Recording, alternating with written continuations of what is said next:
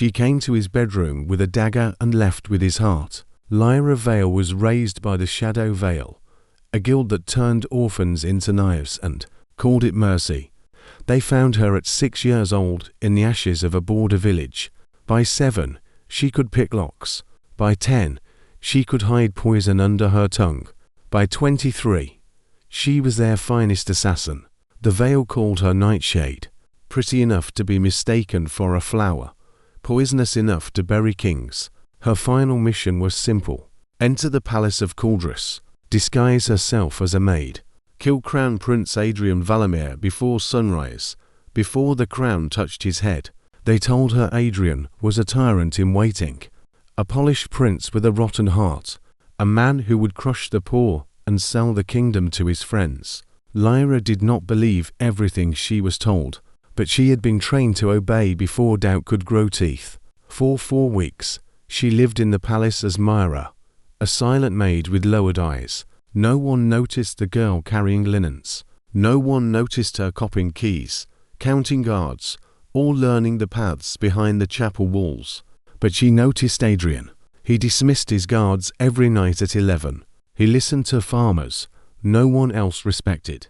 He stopped a nobleman from striking a servant by saying, softly, "If your hand rises again, I will remove it in front of your guests." He carried a feverish stable boy to the infirmary himself. He remembered kitchen girls by name. He laughed with palace dogs. A true tyrant never remembered animals unless he wanted to hunt them. Still, orders were orders. At midnight, Lyra opened the door to the prince's chamber. The room was lit by one dying fire. Books lay beside the bed. A sword rested on a chair, close enough to look careless, far enough to be useless. Adrian slept beneath a loose white shirt, dark hair fallen over his brow. He looked younger asleep, less like a king, more like a man exhausted by the people waiting to crown him. Lyra crossed the room without sound. Her dagger slid into her hand, a cut beneath the ribs, upward, quick, silent. No hesitation. She raised the blade. Adrian opened his eyes. "Good evening, Nightshade." Lyra froze. The prince looked up at her with clear grey eyes. Awake, calm, not surprised. She struck anyway. He caught her wrist. She twisted, drove her knee onto the bed, and forced the dagger down. He rolled. The blade buried itself in his pillow. In the next heartbeat, he had her beneath him, one hand pinning her knife wrist above her head, the other braced beside her shoulder. His body was warm, too close. His heartbeat was fast, no matter how calm his face looked. Good, Lyra thought. Fear meant he was human. "Call the guards," she said. "If I wanted you dragged out in chains, I would have done it 3 weeks ago." Her pulse stuttered. 3 weeks. Yes, I knew before you spilled wine on Lord Horan and stole the seal from his pocket. That was you. It was impressive, needlessly dramatic, but impressive. I should have killed you sooner. You tried. I am reconsidering my technique. One corner of his mouth almost smiled. Lyra hated that she noticed. Who told you my name? The Vale did. Cold spread through her. They do not speak to princes. They speak to everyone who matters in this palace. Liar. I wish I were. Adrian released her and stepped back. Lyra rolled to her feet, dagger raised. He did not call for help. Instead, he tossed a folded parchment near her boots. "Read it. I do not take instructions from targets. Then take one from the men who own you." Her face went still. The parchment bore the black spiderweb seal of the Shadow Vale. Lyra unfolded it with one hand. If Nightshade fails, expose her. If she succeeds, remove her before dawn. Either way, the prince's death must appear the work of the Western rebels. She read it once. Then again, the words did not change. This proves nothing. It proves they plan to use your body as evidence. Anyone can forge a letter. True. Adrian opened a drawer and placed 3 more letters on the floor. Then read the others. She should have run. The mission had failed. Her identity was exposed. Every rule said disappear. Instead, Lyra read. Each letter stripped another lie bare. The Vale had bribed royal guards, blackmailed judges, planted servants in the Queen's rooms, and fed decisions to half the council through debt and murder. They did not want Adrian dead. because he was a tyrant. They wanted him dead because he had found them. If he died before the coronation, the crown would pass to Regent Marcel, a weak man already in their pocket. Why show me this? Lyra asked. Because I do not think you were sent here as a killer. You should see my work. I have. Her smile vanished. Adrian met her gaze. You were sent here as a loose end. The words entered slowly, like poison. A loose end. That was what the Vale called people who had outlived usefulness. Lyra had made many of them disappear. Adrian said, "Help me destroy the Shadow Vale, and I will give you something they never will. Gold, titles, a pardon, freedom." The word was small, quiet, absurd. For a moment, she saw herself at 6 years old, wrapped in a stranger's cloak, too hungry to ask where she was being taken. Freedom had never been real. It was a word nobles used in speeches before sending poor men to war. What happens if I refuse? Adrian looked toward the balcony. The west roof is unguarded. 3 turns past the laundry tower. There is a drainage path down to the garden. From there, the river gate is watched by a guard named Perrin. He owes me money and sleeps badly after midnight. You would let me leave? Yes. Why? Because if I trap you to make you help me, I am no better than them. Lyra searched his face. No trick revealed itself. That did not mean there was none. She lowered the dagger by 1 inch. I am not helping you. I know. I am also not leaving yet. His eyes sharpened. That is different. Show me the proof you did not put on paper, she said. Before dawn, Adrian led her beneath the palace to a hidden chamber lined with maps, ledgers, and red-threaded names. A general whose debt vanished after voting for war. A judge whose daughter disappeared for 2 days and returned silent. A bishop found dead after opposing the regent. Vale work. Lyra recognized the style. Efficient. Clean. Cruel in the places people forgot to check. How long have you known? She asked. 5 years. You were 21. My father died when I was 21. The fever. That is what the court announced. The Vale killed him. They poisoned his heart medicine. I proved it 2 years later. Why not expose them? Because half the men I would expose them to were already compromised. That, Lyra understood. Power was not a throne. Power was knowing which throat to press and when. And now the coronation forces their hand. If I become king, I can open the sealed archives and strip the regent of control. The Vale cannot allow that. So they sent me. Yes. Why me? Adrian hesitated. Say it. Because the Vale believes you have no loyalty except to the mission, and you believe differently. I believe a person who truly had no heart would not have spared the laundry girl.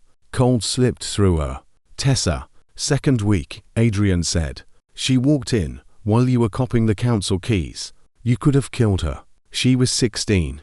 So you let her go. I threatened her. You saved her life. I did not do it for you. I know. Lyra hated that he did. Do not build a saint from one mistake, she said. I am not interested in saints. No, they are usually dead or lying.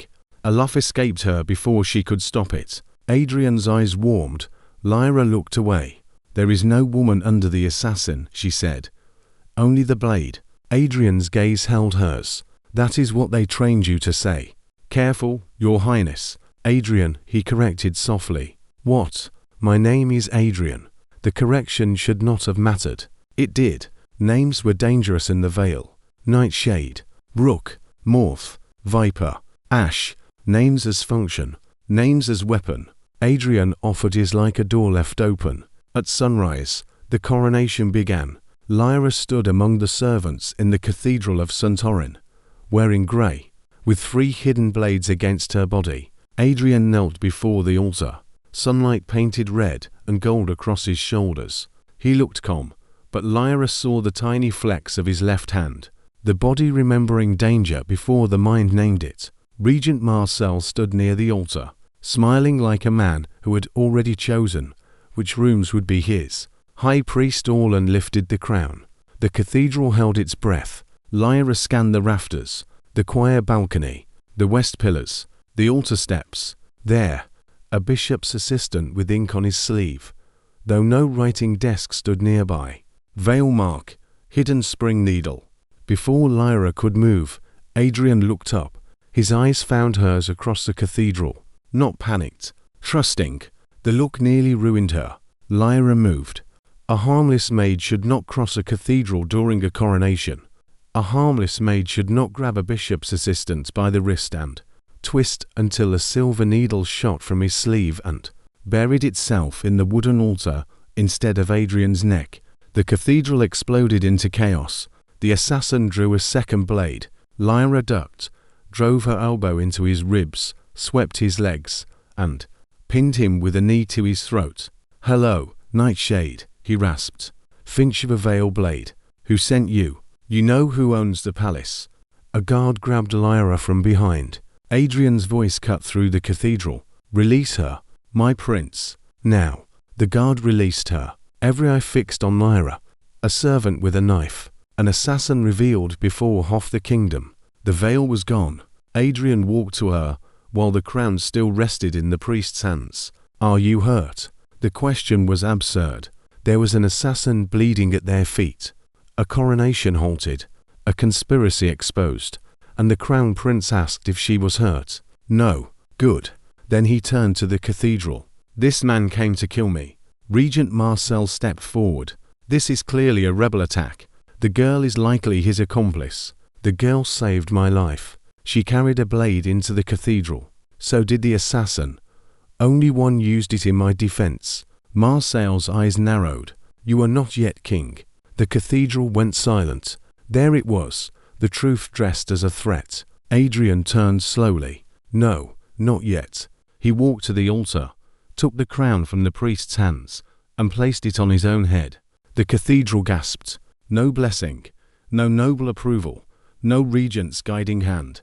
Adrian faced them all, sunlight burning around him. "I claim the crown of Caldris by blood, law, and necessity. My first command as king is this: seal the cathedral. No one leaves until I know who came to mourn me and who came to watch me die." Then the royal guards knelt. One by one, steel struck stone. The sound rolled through the cathedral like thunder. By midnight, the first layer of the palace had cracked. Finch spoke because Lyra stood in the interrogation room and said, "If you die for them, they will not remember your name tomorrow." He laughed at first, then stopped, because every Veil Blade knew that truth and tried not to know it. They were not family, they were inventory. Finch gave them 3 names, 2 guards, 1 priest. The priest gave for more before sunset. By nightfall, Regent Marcel had locked himself in his apartments and demanded legal counsel. Adrian granted it, then arrested the council too. On the balcony that night, Lyra watched soldiers move through the city below. Adrian found her there. "You should eat. You keep giving orders like I obey you." "I am experimenting with optimism." He noticed the cut across her knuckle. "You are bleeding." "It is a scratch." He offered a clean handkerchief. "You are offering cloth to an assassin." "I am offering cloth to someone with blood on her hand." "That is almost every assassin. Only one saved my life today. I did not do it for you." "I know. Stop saying that. Stop lying badly." She turned toward him. "You think there is some wounded girl under the knives waiting for a kind prince to rescue her. I have no interest in rescuing you, Lyra." Her real name again. He stepped closer. "I want to give you the chance to choose who you become when no one is holding a chain." "I am not chained." "No. They taught you to carry the chain yourself." The slap came fast. Lyra did not plan it. Her palm cracked across his face before either of them could breathe. Silence fell. Adrian slowly looked back, no anger. "That made it worse. I should go," she said. "Yes, if you want to." The words struck harder than if he had ordered her to stay. Choice again, always choice. Adrian reached out slowly, not to grab, not to command. His hand hovered near hers, waiting. No one touched Lyra gently unless they wanted to distract her. No one waited for permission. The veil taught touchers control. Adrian only waited.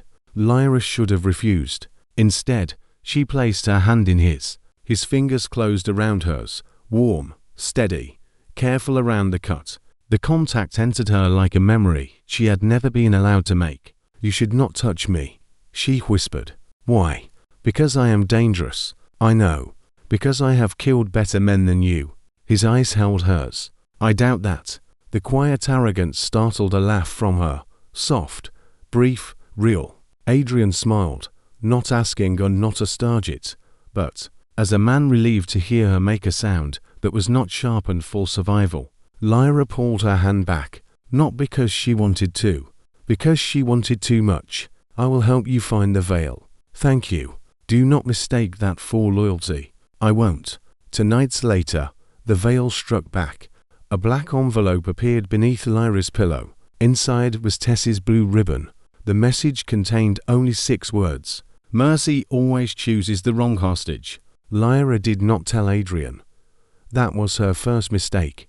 Her second was leaving the palace alone. She found Tessa beneath a collapsed perfume shop in the old bathhouse district. The girl was alive, gagged, and tied to a chair.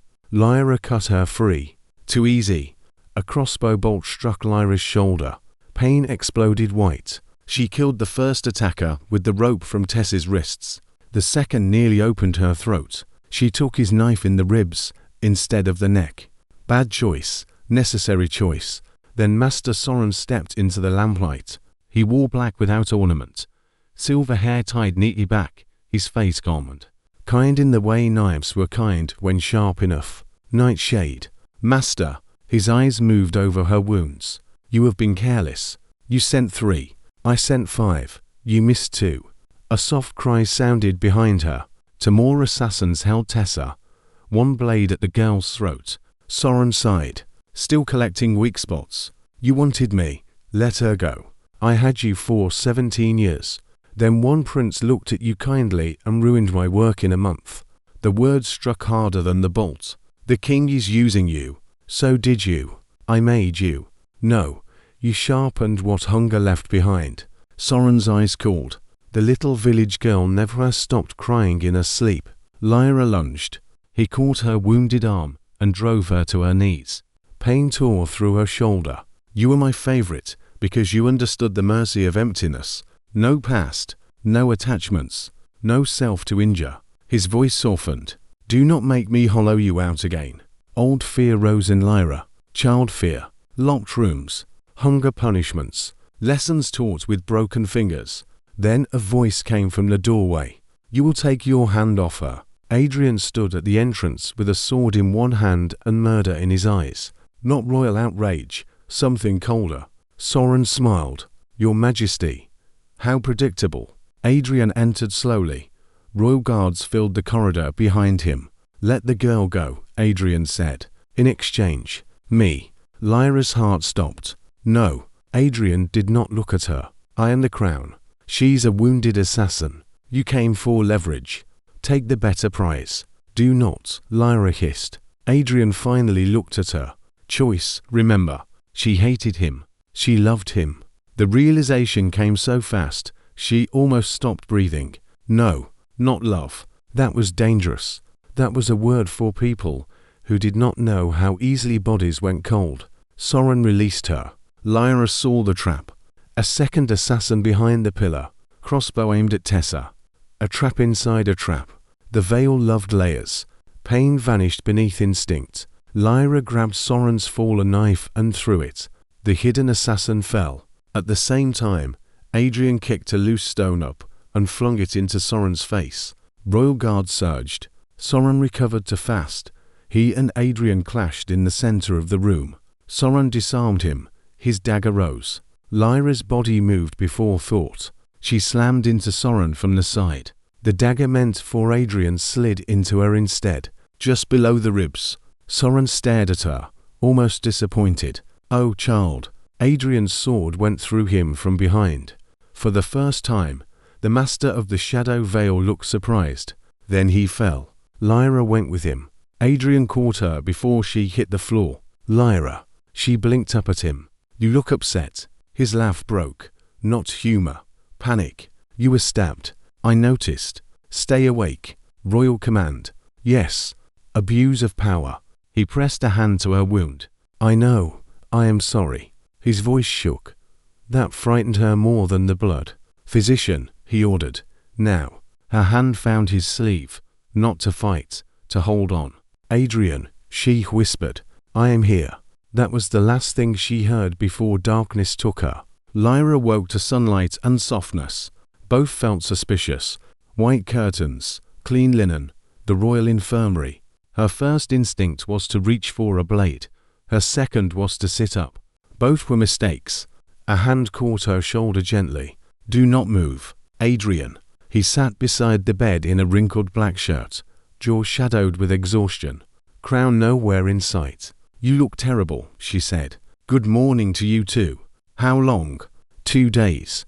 Where are my knives?" "Which ones?" Adrian opened a drawer and unwrapped a cloth bundle. 6 blades, 2 needles, a poison ring, a hairpin, her garrote wire. "You missed the heel blade. Why would you give these back?" "Because you wake less frightened when armed." That hurt in a place she had no defense for. "Soren," she asked. "Dead." The words settled between them.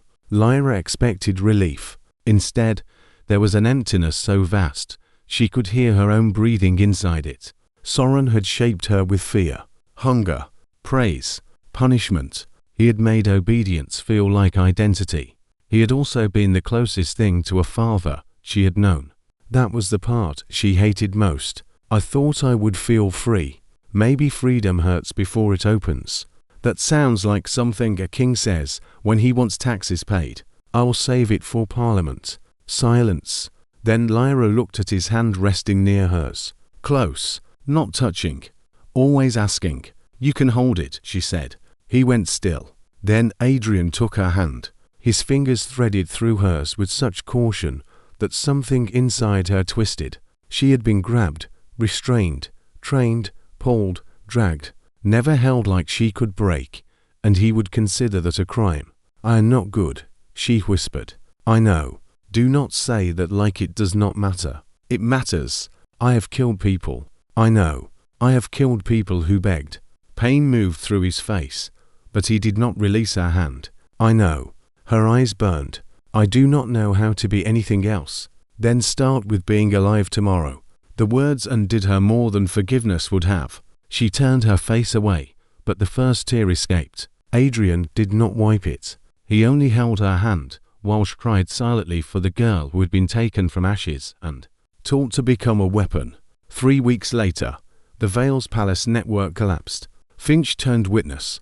Tessa identified the servants who carried messages. Regent Marcel was arrested while fleeing with enough gold to fund a small war. When brought before Adrian, Marcel sneered. "You think the Vale dies with one master? There will always be shadows." Adrian looked at Lyra. She stood beside the throne in plain black, not servant grey, not assassin disguise. A blade rested at her hip because court was still court. Lyra stepped forward. "Shadows need walls. We are tearing yours down." Marcel's face changed. He saw what Soren had seen too late. Nightshade had not turned soft. She had turned herself. That was far more dangerous. The first kiss happened in the old palace library. Naturally, it happened during an argument. Lyra had discovered Adrian intended to use himself as bait to draw out the remaining Vale cells. She found him bent over a map. "No, you have not heard the plan. I saw the part where you are stupid. It is a calculated risk." "Calculated by whom?" "A poet with a head injury." "I am furious. I noticed. You are the king." "Yes, that is why the trap works. You are also an idiot." Occasionally, she threw the map into the fireplace. Adrian stared at the burning parchment. That was the only copy. Good. It was a bad copy. He turned back to her. Firelight sharpened his face. "Lyra, no. You cannot protect me from every danger. You protected me from mine. That was different. Yes, I am replaceable." The words came out before she could stop them. The room went silent. Adrian crossed the space between them in 3 strides. "You are not replaceable." His voice was low, fierce. "You are not a blade I picked up because it was useful." "Then what am I?" The question was to roar. His thumb moved along her jaw. "You are the person I look for first when a room gets dangerous. That is tactical." "No." His gaze dropped to her mouth. It is becoming a problem. Heat moved through her. Want, Adrian, tell me to stop. She should have. Instead, she gripped the front of his coat and pulled him down. Their mouths met hard, to hard at first. Lyra kissed like fighting, because it was what her body knew. Adrian answered with heat, but not force. His hands found her waist, steadying her, drawing her closer only after she leaned in. The kindness of it nearly broke her. The kiss changed, slower, deeper. His mouth moved against hers, like he had been holding himself back for weeks. Lyra's fingers slid into his hair. Adrian made a low sound that went straight through her. He backed her gently against the library table, not trapping, offering weight, warmth. Her body remembered pain, but it also learned quickly. This was not restraint. This was not control. This was not a lesson. This was Adrian's hand at her waist, Adrian's breath against her mouth, Adrian stopping the moment she stiffened. Too much, he whispered. No one had ever stopped because her body asked before her mouth did. No. Her voice shook. I don't know how to do this. His forehead rested against hers. Neither do I. You have kissed women before. I have not kissed you before. That was unfair, too beautiful. She closed her eyes and kissed him again. This time, she let it be gentle. The gentleness terrified her more than desire. So when it ended, she stepped away. Adrian let her. Of course he did. She touched her mouth. He watched her with concern, not regret. That made her want to run. So she picked up the half-burned map with a poker. This plan is still stupid. Adrian almost laughed. Noted. And if you use yourself as bait, I will stab you somewhere non-fatal. Also noted. The final veil cell struck during the Festival of Lanterns. The city had begun to trust joy again. Lanterns floated above the river, each carrying names of the dead. Lyra stood beside Adrian on the bridge. Milo held her sleeve. Tessa stood behind 3 guards. Adrian leaned closer. You look tense. I am standing on a bridge during a public festival, beside a king half the underworld once dead. So a normal evening. Then the lanterns went out. All at once, darkness fell. Screams rose. Green fire erupted from the far bank. Veils signal flame. Lyra shoved Milo toward Tessa. Run. Arrows hissed from the rooftops. Guards closed around Adrian. Lyra saw the pattern instantly. The arrows were herding Adrian toward the old gatehouse. Trap. A blade appeared at his throat from behind. A woman wearing a Royal Guard uniform smiled at Lyra. Nightshade. Lyra knew her. Ash, one of Soren's oldest blades. Ash pressed the knife closer to Adrian's throat. Come here. Adrian's eyes moved to Lyra's. No, he did not say it. He did not need to. Lyra stepped forward anyway. Ash smiled. Good girl. The old phrase hit like a chain. Lyra stopped, not because she was afraid, because something inside her finally refused. No. Ash's smile faded. I said no. Ash pressed the knife deeper. Blood appeared at Adrian's throat. Then he dies. Adrian looked at Lyra. In that impossible second, she saw what he was giving her. Not permission to save him. Permission not to become a slave again, even for love. It nearly destroyed her. Then Milo screamed. Lyra. An assassin grabbed the boy near the bridge rail. Lyra moved. Ash's eyes flicked toward Milo. Only half a second. Enough. Adrian slammed his head back into Ash's face, cutting his own throat shallowly on her knife. Lyra threw 2 blades at once. One struck the assassin holding Milo. The other buried itself in Ash's shoulder. Adrian twisted free. Lyra crossed the distance and drove Ash back with a kick to the chest. Their fight was brutal. No court elegance. No romance. Only 2 women trained by the same darkness deciding who would leave it alive. Ash cut Lyra's arm. Lyra broke Ash's wrist. Ash laughed through blood. You think he loves you? Kings love weapons until peace comes. Lyra drove her elbow into Ash's jaw. He saw me without one. Ash staggered. Lyra swept her legs and pinned her with a blade at her throat. The old training rose. End it. No hesitation. No witnesses. Ash smiled. There she is. Lyra's hand tightened. Then Adrian's voice came softly behind her. Lyra. Not an order, not a plea, only her name. She breathed, once, twice, then she lifted the blade. Chain her. Ash stared. You will regret mercy. Probably. The guards dragged Ash away. Lyra turned. Adrian stood with blood at his throat and terror in his eyes. Not for himself. For her. She crossed to him and grabbed his face with both hands. You idiot. His hands closed around her wrists. You are bleeding. So are you. You ran toward a knife. You did it first. That is not a defense. It is precedent. Then she kissed him in the middle of the bridge, hard, desperate, shaking. Adrian's arms wrapped around her, pulling her close as the lanterns above the river slowly began to relight. The crowd saw. The guards saw. The city saw their king kiss the assassin who had once come to kill him. Lyra might have cared if she still belonged to shame. She did not. When she pulled back, Adrian rested his forehead against hers. You chose, he whispered. Lyra looked at the chained assassins, at Milo safe in Tess's arms, at the river carrying small flames for the dead, then back at Adrian. Yes, and her fingers touched the blood at his throat. I choose this. Me. Not just you. A small smile touched his mouth. Good. Good. I do not want to be your next chain. The words settled into her like warmth. Lyra kissed him again, softer this time. Then do not act like one.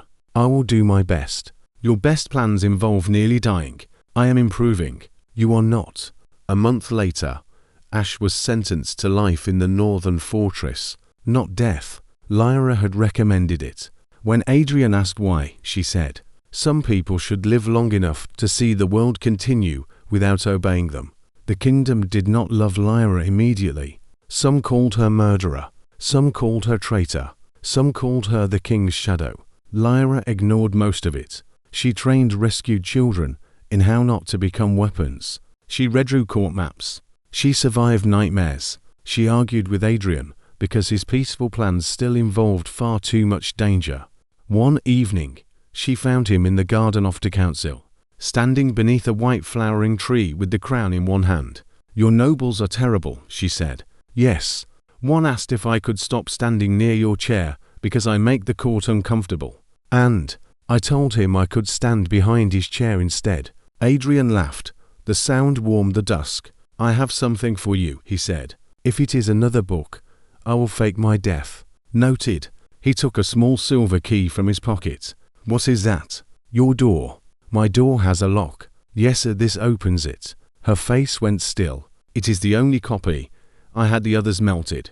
4 years. Doors had meant captivity. Training rooms. Cells. Safe houses. Assignments. Adrian placed the key in her hand. I will never keep a key to any room that holds you. The words struck so deeply that she had to look away. You can stay in the palace, he said. You can leave. You can command the new intelligence guard. You can refuse every title I offer and terrify nobles as a private citizen. What a generous menu. His voice softened. You can love me and still belong to yourself. Lyra's eyes burned. No one had ever offered her love without purchase. She closed her fingers around the key, then reached for him. Adrian came willingly. Always willingly. She kissed him beneath the flowering tree, slow and deep, her hands sliding up his chest to his neck. He held her waist with a tenderness that no longer startled her, though sometimes it still made her want to cry. When the kiss ended, she stayed close. I want to stay. In the palace. With you. Are you sure? No. He smiled faintly. Honest. I am sure enough to choose it tonight. Ask me again tomorrow. I will. And the next day. Yes, and if I change my mind. His hand rose to her face. Then I opened the door. Lyra closed her eyes. The answer hurt in the best possible way. The girl the veil had made would have called that weakness. The woman she was becoming knew better. It was not weakness to be touched gently and survive it. It was not weakness to want. It was not weakness to choose something other than the knife. Above them, palace lanterns glowed like quiet stars. Below, the kingdom shifted uneasily into a new age. There would be more conspiracies, more trials, more nights when Lyra woke reaching for a blade and Adrian woke reaching for her. There would be days when the court looked at her and saw only what she had done. There would be days when she did too, but there would also be mornings when Milo ran through the palace garden with wooden practice, knives, onjam on his face. There would be evenings when Tessa brought tea and pretended not to notice the king holding Lyra's hand under the council table. There would be moments when Adrian looked at her across a crowded room and saw not nightshade, not assassin, not tool, not weapon, only Lyra, a woman still learning that her hands could do more than kill, a woman who had entered his bedroom with a dagger and left with a future neither of them had been trained to believe in.